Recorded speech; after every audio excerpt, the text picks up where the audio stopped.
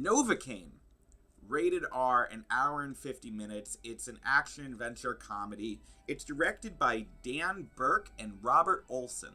It's fucking Novocaine, and he's not fucking dead! It's Novocaine, and he's not fucking dead! That's exactly what I was saying throughout this entire movie. Why does everyone think Nate Novocaine Kane shouldn't be alive?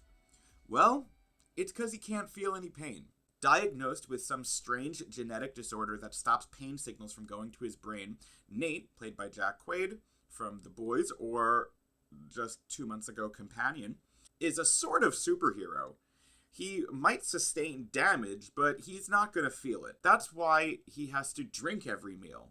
Otherwise, he might bite his tongue off. He explains all of this to a very persistent love interest in his colleague, Sherry. Nate's condition might not hurt, but it does keep him indoors quite a bit. He's got a clean record, but he's got an awkward disposition. His job as an assistant bank manager is now so much more exciting that Sherry is there. Novocaine takes place at Christmas time.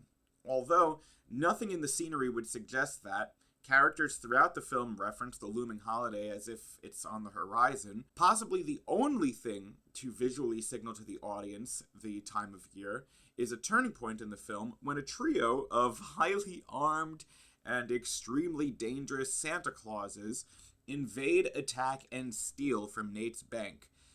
And in the process, they take Sherry hostage. Nate needs to act.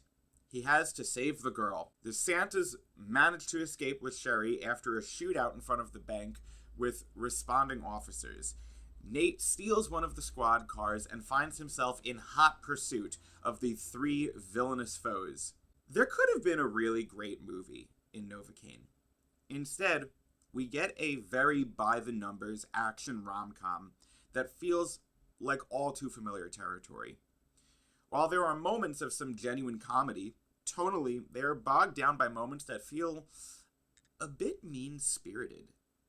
Scenes from the trailer that appeared really funny don't actually land that same way in the final cut of the film. Jack Quaid is very good as Nate, a much different guy than last month's underrated sci-fi Companion. Quaid continues to pick roles that get him blood-soaked and violent as his scenes in the Prime series The Boys, but Novocaine kind of lacks that sharp timing and taut editing displayed in that show. The action sequences in Novocaine are packed full of great choreography and special effects. A fight scene in a restaurant kitchen leaves nothing on the table. In another, Nate's friend Roscoe, played by Jacob Batalon, tosses him a knife. The knife impales Nate, but he can't feel it anyway, so it's just as useful. That's a funny scene.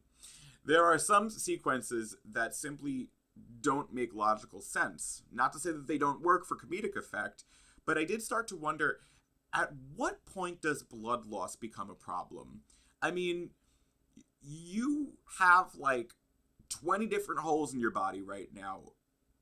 How are you still moving? Pain is one thing, but you've been stabbed, gashed, thrown, punched, and beaten. I have to imagine some of that catches up. Novocaine also features a climax that never ends. A character who has realistically died 5 or 6 times just keeps getting back up and causing mayhem. The overall film may have been aided by chopping down an overwrought finale by like 10 or 15 minutes. In the end, Novocaine falls into a lot of traps set by previous movies in its genre. While it's never a bad time, it fails to do something truly special with a good idea.